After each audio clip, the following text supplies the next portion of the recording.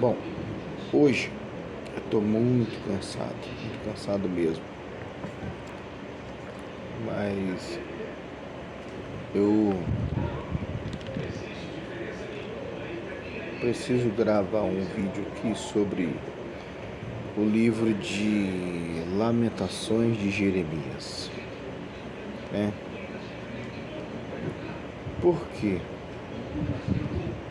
Também porque eu não vejo pregações assim sobre esse livro, não vejo as grandes igrejas pregando sobre esse livro.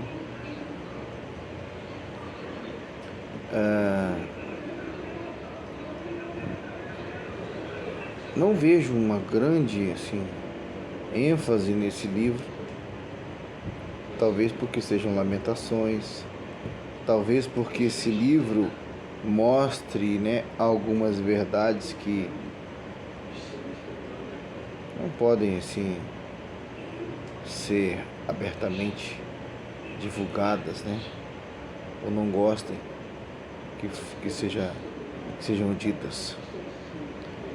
Então, é um livro curto, relativamente curto, tem uns 5 capítulos só, deixa eu ver, 5, 1, 2, 4,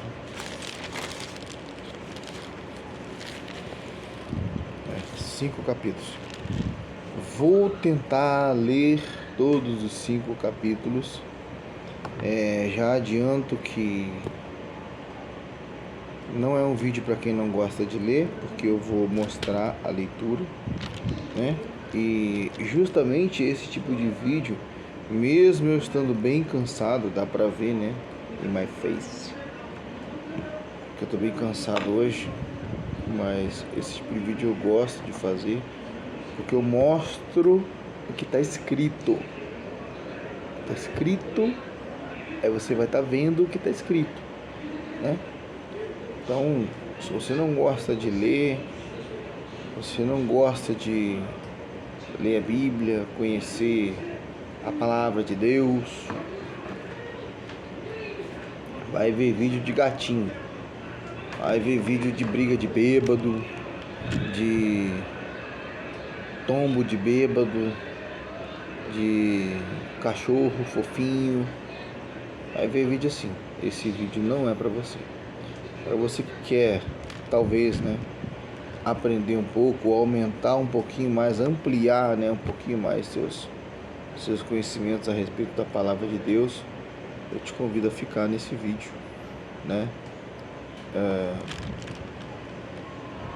Sinceramente não sei o que eu vou dizer nesse vídeo, quase sempre é assim, mas que seja a vontade de Deus, Então vamos lá, vamos agora com o vídeo de Lamentações de Jeremias. Lamentações de Jeremias.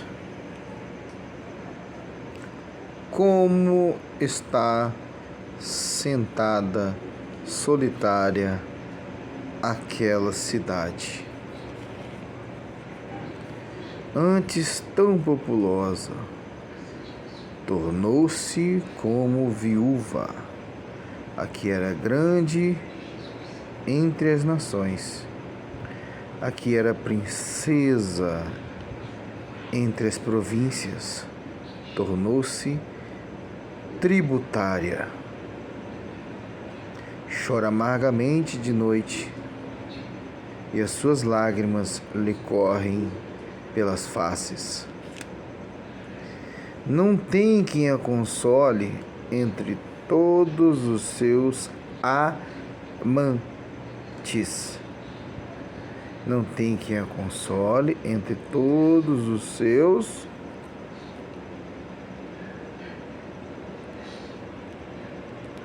amantes. Para a gente deixar bem claro aqui, um amante é um caso extraconjugal, fora do casamento, ou seja, uma noiva que está tendo um caso extraconjugal. extraconjugal.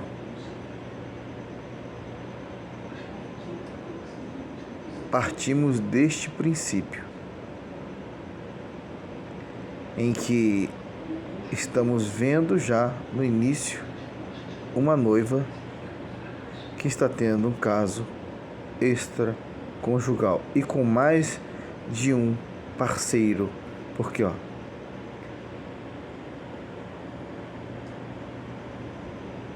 não tem quem a console. Entendemos então que são vários, todos os seus amantes. Então é uma noiva promíscua. Partimos desse ponto. Uma noiva promíscua. Uma noiva que tem caso com vários amantes. Ela deveria ser de um noivo só, se é que você me entende. Mas ela está tendo casos com vários amantes. Se vendeu e se deixou comprar barato, por momentos de prazer e de ilusão. E entre todos os seus amantes, não há quem a console. Tá? Todos os seus amigos se houveram aleivosamente com ela, tornaram-se seus inimigos. Judá passou em cativeiro por causa da aflição e por causa da grande servidão. Ela habita entre os gentios. Ela habita entre os gentios. Não acha descanso. Todos os seus perseguidores a alcançam entre as suas dificuldades.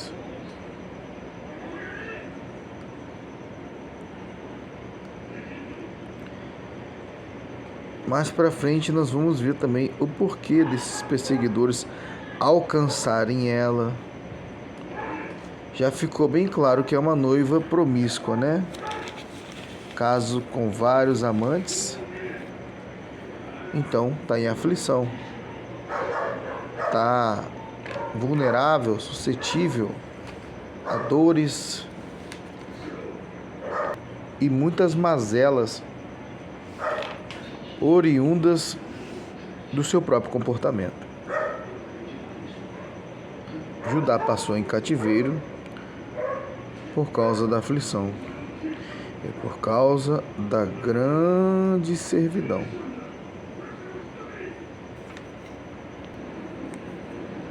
Ela habita entre os gentios, não acha descanso. Todos os seus perseguidores a alcançam entre as suas dificuldades. Os caminhos de Sião pranteiam, porque não há quem venha à festa solene. Todas as suas portas estão desoladas. Deixa eu pôr essa sombrinha do cabo aqui. Desoladas. Os seus sacerdotes suspiram. As suas virgens estão tristes. E ela mesma em amargura. E ela mesma tem amargura. Os seus adversários têm sido feitos chefes. Os seus inimigos prosperam, porque o Senhor a afligiu. Então aqui você entende que uma noiva promíscua que tem vários casos extraconjugais com seus vários amantes. O que aconteceu? Ela deveria ser noiva de um só. Aí o Senhor a afligiu. O Senhor a afligiu. Irmãos, assim, eu amo assim, a palavra de Deus e eu gosto de fazer esse tipo de vídeo porque tem muitas coisas que você não precisa nem pensar muito para ver que é Deus falando, e tem coisas assim tão claras na palavra de Deus que você fica olhando e fala, nossa, como Deus fala claramente. E também uma outra pergunta, como é que as pessoas não conseguem ver, enxergar, entender Deus falando na palavra dele claramente, né? O Senhor a afligiu por causa da multidão das suas transgressões. Por que o Senhor afligiu? Por causa da multidão das suas transgressões. Os seus filhinhos foram para o cativeiro. Na frente do adversário, e da filha de Sião já se foi toda a sua formosura. Você entende o porquê de os pastores não pregarem sobre essa palavra aqui? De por que os pastores das grandes congregações, essas congregações midiáticas, né, que pregam as palavras que são de acordo com o seu público-alvo, eles não pregam uma palavra como essa? Porque essa palavra aqui é um tipo de palavra que coloca exatamente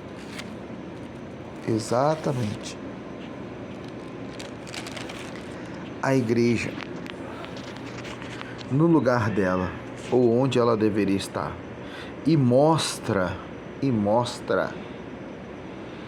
o que está acontecendo exatamente com ela e o porquê.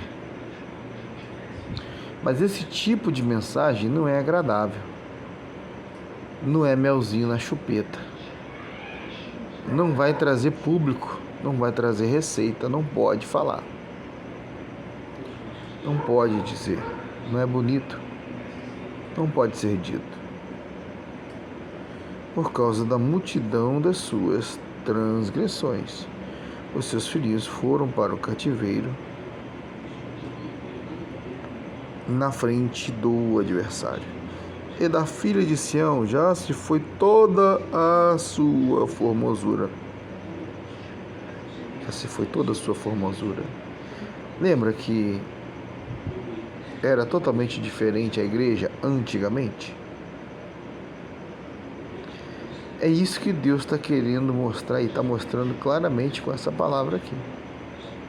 Cadê aquela igreja de antigamente? Pior ainda, tem muitos que, assim como eu, conheceram aquela igreja e estão acovardados, paralisados, estagnados, não estão fazendo nada, se conformaram com o mundo. A passo que em outro texto diz, não vos conformeis com o mundo, mas transformai-vos pela renovação da vossa mente. É o que não aconteceu. Então o que aconteceu? A formosura dela acabou. A formosura dela já se foi. Já se foi. Toda a sua formosura. De quem? Aqui. Olha que tá.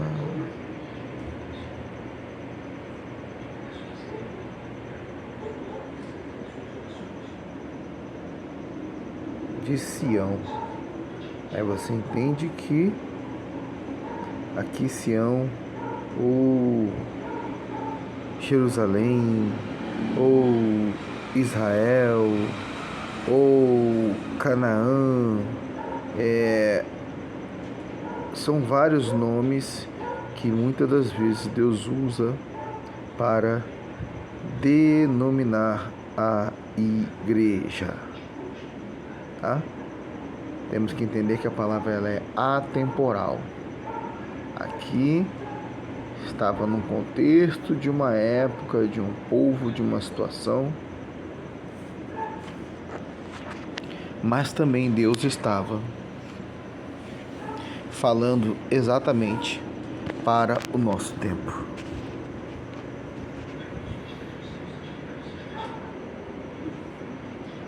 E da filha de Sião já se foi toda a sua formosura. Os seus príncipes ficaram sendo como corços que não acham pasto e caminham sem força adiante do perseguidor. Precisa explicar isso, irmãos? Alguma dificuldade de entender isso? Eu acho que não, né? Eu acho que não.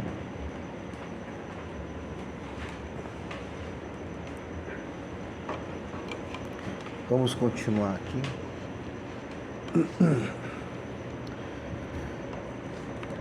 Como eu falei, né? Jerusalém, Israel, Canaã, Sião, muitas das vezes, né? São palavras que Deus usa para denominar a própria igreja, né? Ou atribui à própria igreja, né?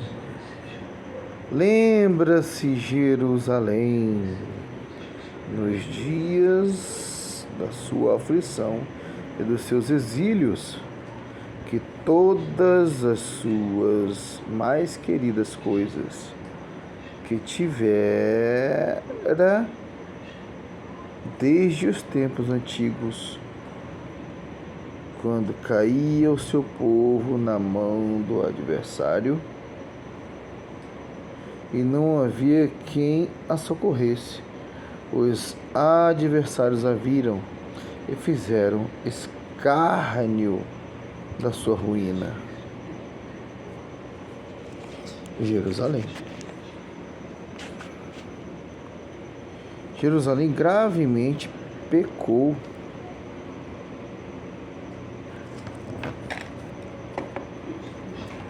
Entende?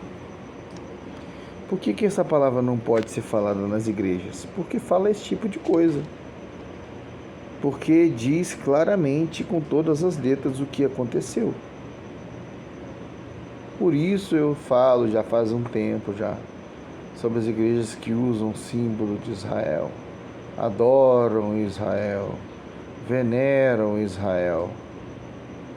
Mas deixa eu dizer uma coisa aqui, que fique bem clara.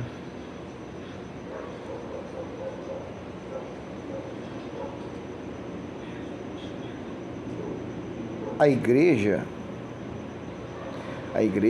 ela não substitui, preste atenção, a igreja, ela não substitui Israel. Mas também, contudo,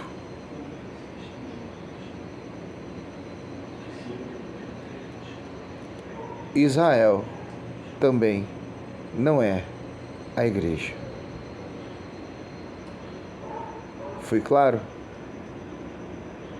Preciso explicar isso? Se você entender isso que eu falei agora, você vai ter, assim, 60% das escamas dos seus olhos retiradas. Que o sistema religioso no qual você cresceu, e eu também, te ensinou de forma errada. Assim como a igreja não é Israel, Israel também não é a igreja. Entendidos? Partamos deste ponto então.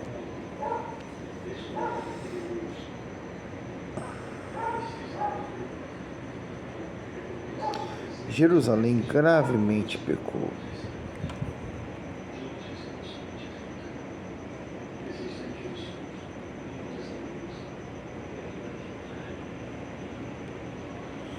Tem alguma palavra difícil de entender aqui, irmãos? Jerusalém gravemente pecou. Simples, direto, reto. Sem rodeios. Sem exegese, sem homilética, sem hermenêutica, sem nada, assim, no seco mesmo. Pá! Ah, mas é o que está escrito aqui. Cala tua boca.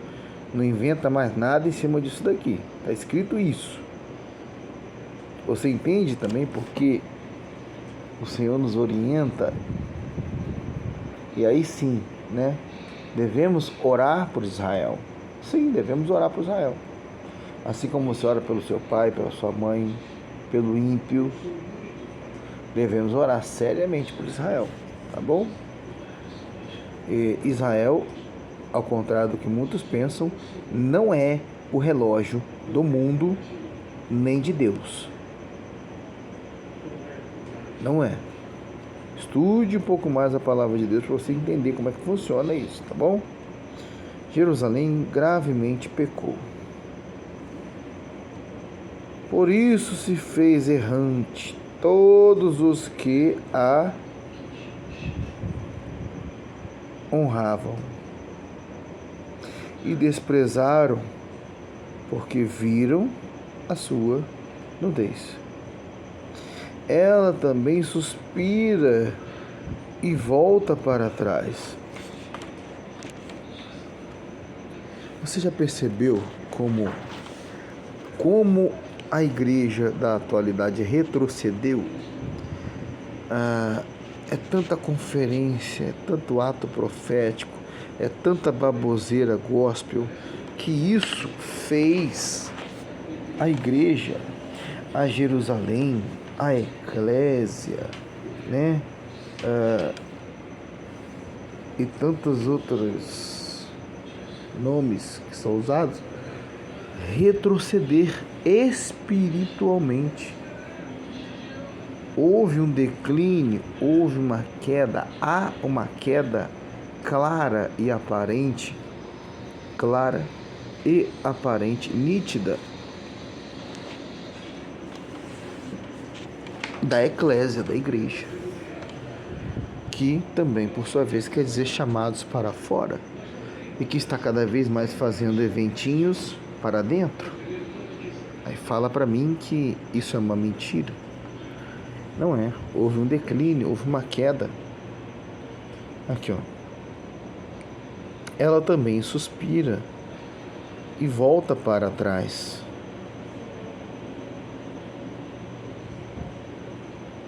Existe uma queda, existe um olhar para trás aí, voltando, né, às imundícias, voltando às coisas sujas, coisas ruins, as coisas que desagradam a Deus, né? Muito se fala, e não está errado, que o mundanismo entrou dentro da igreja, e é verdade. Aqui, ó, a sua imundícia está nas suas saias. Eu preciso traduzir isso aqui? A sua imundícia está nas suas saias. Nunca se lembrou do seu fim. Falar em saias aqui, Deus me incomoda nesse momento para falar a respeito das irmãs que usam as saias. Pode usar a saia como gargantilha ou aquela saia que vai até o dedão do pé. Mas se ela for embalada a vácuo, parecendo uma cobra, como diria um pregador que eu já ouvi, parecendo uma surucucu do pescoço grosso, é caminho de inferno. Porque você está com a padaria toda à mostra, embalada a vácuo, para causar escândalo e tentação dentro dos templos. Eu direi abertamente a todas as mulheres que falsamente se vestem como falsas puritanas e vão para as igrejas com as suas saias embaladas a vácuo, tomem vergonha nas suas caras, vocês irão para o inferno se não mudarem a sua maneira de se portar diante daquela que é a igreja do Senhor. Dito isso, continuemos. A sua imundícia está nas suas saias. Nunca se lembrou do seu fim. Por isso, foi pasmosamente abatido. Não tem consolador. Vê que quando existe uma traição, ela não tem apoio nem daquele com quem ela usou e deixou-se ser usada para trair, como também daquele que é o seu marido, porque quando ela vai para o seu marido, após ela ter traído, a palavra dá o aval para que o seu marido a rejeite.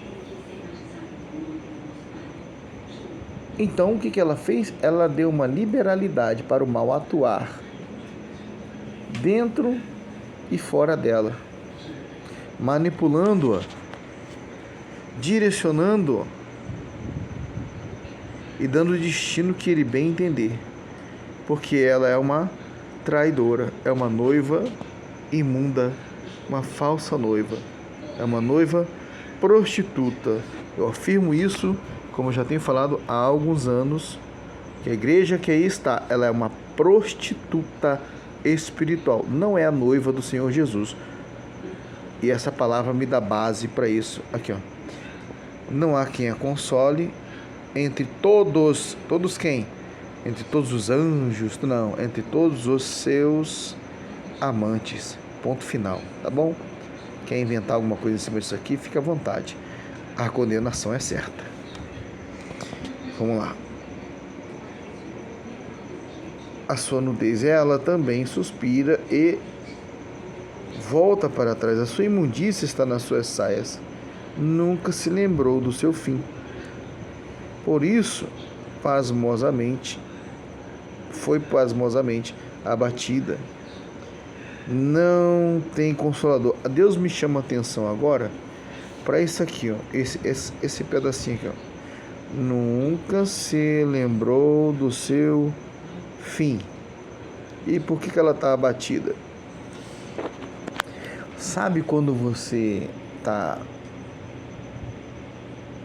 conversando com uma pessoa e você nitidamente de fora vê que a pessoa está toda errada, mas ela está tão errada, mas tão errada, que ela nem percebe que ela está errada, e por isso ela está cada vez pior, por isso ela está cada vez mais afundada na lama, por isso ela está cada vez mais afundada nas dívidas, cada vez mais afundada em relacionamentos que não prestam. Exatamente isso que essa palavra está dizendo a respeito da igreja. Ela nem sabe que ela está caída. Ela nem sabe que ela está morta. Ela nem sabe que ela já está no túmulo faz tempo e que Jesus já não está mais lá. Ela não sabe disso. Ela ficou tão empolgada quando o mundo foi para lá e colocou sua modernidade lá dentro, que ela nem sabe que ela é só um sepulcro caiado, fazendo barulho de lata vazia, como diria Paulo. Só isso. A sua imundícia está nas suas saias. Nunca se lembrou do seu fim. Por isso, foi pasmosamente abatida. Não tem consolador. Vê, Senhor, a minha aflição, porque o inimigo se tem engrandecido. Aí é Jeremias. Eu imagino, eu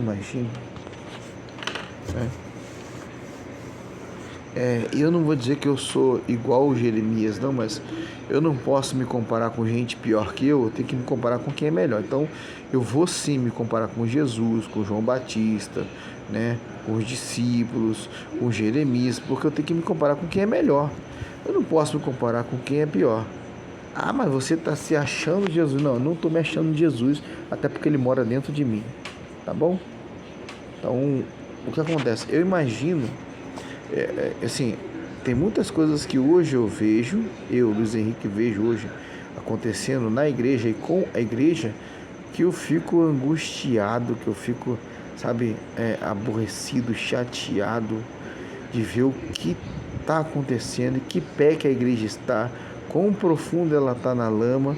E eu imagino sim a aflição de Jeremias naqueles dias, de ver a situação em que estava vendo o povo escolhido, né, de Deus. Por quê? Porque o próprio povo escolheu aquela situação através do seu pecado. Você entende por que esse tipo de palavra não pode ser falada nas igrejas? Como é que você vai entrar? Como é que você vai entrar na igreja e dizer lá dentro da igreja, para a igreja, que ela está errada diante de Deus? Fala para mim, a sua igreja quer ouvir isso? Qual é a igreja que quer ouvir isso? Fala para mim, qual é a igreja que se chama de igreja, né?